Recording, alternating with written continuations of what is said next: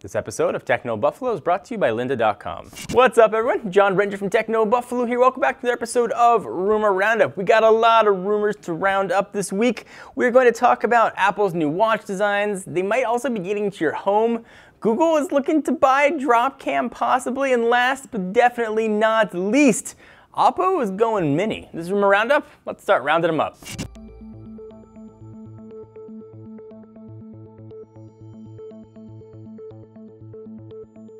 All right, so just do me a favor, close your eyes and imagine in your mind's eye what you think the iWatch is gonna look like. What shape is it?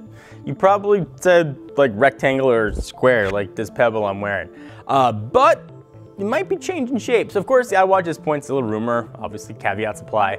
But one analyst is saying that Apple is already developing multiple size options for what apparently will be a round-faced smartwatch. And before you start talking about analysts, I know most of the times they speak like Ace Ventura, which is to say, out their butts, but this one has a little bit of weight to it, I think. So speaking to Business Insider, Rosenblatt Securities' Brian Blair revealed what he learned after visiting his supply chain sources during a trip to the very beautiful Taiwan. So Apple's rumored smartwatch will allegedly feature a round display similar to the upcoming Moto 360. Unlike Motorola's first Android Wear device, though, the iWatch will supposedly sport a super slimmed down, sexy design.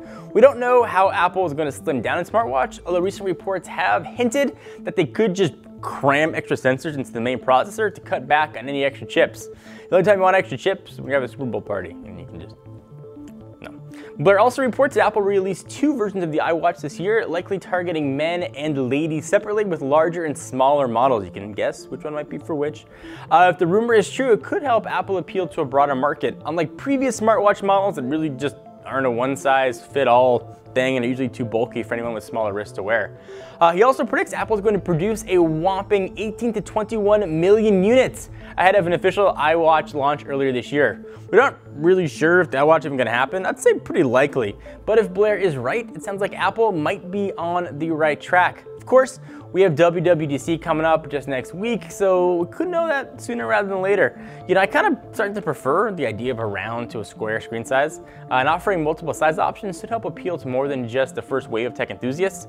Hopefully though, you know, not that much longer to wait, but I'm not believing anything until I see Mr. Tim Cook walk up on stage and be like, boom, iWatch, fools. So we know Apple's thinking about getting on your wrist, but might that thing on your wrist be a Trojan horse to Apple getting into your house? So it looks like, if you believe the rumor mill, that Apple might be jumping into the smart home game next week at WWDC. So according to a report from the always reliable Financial Times, Apple will be launching an all-new software platform at the conference. The report indicates Apple will be attempting to take on competitors like Google and Samsung with a piece of software that's going to turn your iPhone into a control for such household items like appliance, security systems, and lights, and whatever else Apple might get into.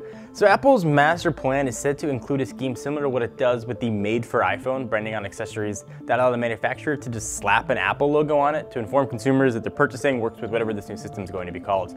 With privacy always super on top of consumers' mind, this new labeling is said to help calm the fears the product has met Apple's secure standards and protect their privacy for use in their home, which certainly is important. A new initiative is also said to have a connection to the incredibly rumored Apple television device, not Apple TV, but the actual set. We've heard for some time now that the newest iteration of the device would include home automation aspects, and if it's true, it would certainly fit with those rumors. It's speculated the Apple TV would act as a central hub for the system, which would then sort of drive sales even further for drawing customers into that Apple ecosystem as well. They love ecosystems, it's just another one. However, while the Apple TV is expected to be discussed at WWDC, it supposedly will not launch until the fall. So the Internet of Things, as it's sort of come to be known, is sort of viewed as the next big marketing technology, and it's certainly a field that Apple definitely not want to be left playing catch up in. Smart home technology has been garnering a lot of attention this year, with Google acquiring Nest for $3.2 billion, and Samsung recently launching its smart home line of products. So there are obviously a lot of rumors. Before I talk about the next one, let me thank the good peeps at lynda.com. Listen, we all want to be better at something. We all can be better at something. I can't draw, but I wish I could, so I could probably improve on that. The folks at lynda.com offer thousands of super easy to follow video tutorials that are taught by industry experts that can help you learn whatever it is that you want to learn. Membership starts at just $25 per month and gives you unlimited 24/7 access because it lives online. So as long as your computer You can access it anytime, you're all good. You can learn at your own pace in tiny little courses or real comprehensive things. You might want to learn things like web design, programming, photography, business, audio, video, 3D animation. You could maybe start the next Pixar. Give it a shot. Try lynda.com free for 7 days by visiting lynda.com/technobuffalo. That's lynda.com/technobuffalo. Learn something new. You might find you like it, or you might find you have a brand new skill. So while we're on the topic of home automation, Google's smart home business officially lifted off the ground when the company acquired Nest earlier in January. They are reportedly interested in expanding that business with acquisition of Dropcam, which is our favorite here at the office. We got like 9 of them here. It's a popular, affordable, video-based home recording system. According to The Information, and that's just not like according to the person, like the publication, The Information, Google has at least some interest in buying Dropcam, although just how far along any potential acquisition talks are is super hazy right now. The goal, though, is to accelerate the push of Google's efforts into creating a more connected home. However, Google already has 2 products on the market, Nest Learning Thermostat and Nest Protect, although Protect was recalled because if you wave at it, it just turned off. But certainly the future looks to be connected homes, and Dropcam would give Google yet another consumer-facing product for its connected home business, ahead of competitors like Apple we just talked about, which is reportedly gearing up to announce its own platform coming up very, very soon. Imagine just like a Nest with a Dropcam in the middle of it. How creepy would that be? Whether that's going to happen is yet to be seen. We love Dropcam. It's nice to see sort of good people. I know the folks that sort of started it. Potentially make a ton of money. Whether or not it works from the long run for Dropcam and for Google, obviously a ton of privacy concerns. It's got microphones in it, can always listen, it's always watching. I could see maybe that one causing a bit of concerns, but we will see, and we will see it sooner, hopefully, rather than later. What do you guys think? Dropcam acquisition by Google, good idea, not good idea? Love to hear your thoughts on it. Leave in the comments right down below.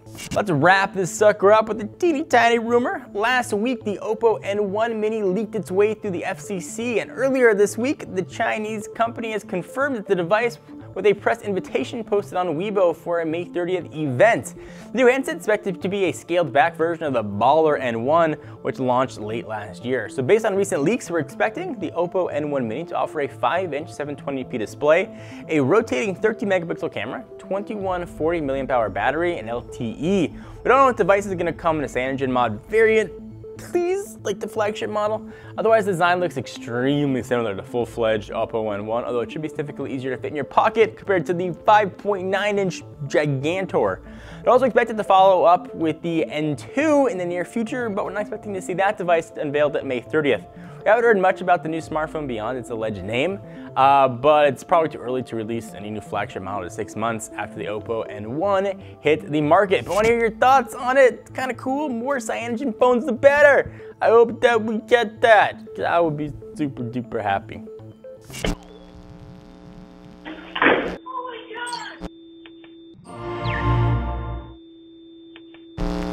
Thank you guys for watching. Please subscribe right here to be the first ones to know whenever new videos get uploaded. We got a ton of stuff. We do phones, tablets, cars, anything that has to do with consumer electronics that's to be plugged in or uses batteries, we review.